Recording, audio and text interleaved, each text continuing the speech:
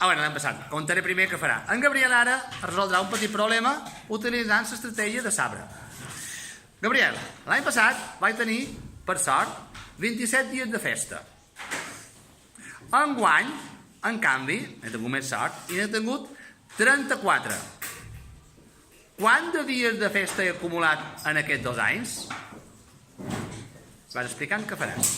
Primer el que faig és juntar els 20 en so 30, que això me donen 50. Després juntam els 7 en so 4, que me donen 11. Després sumam els 50 en so 10, que me donen 60, baixant su, que me donen 1. Després sumam a 60 en su, que me donen 61. Per tant,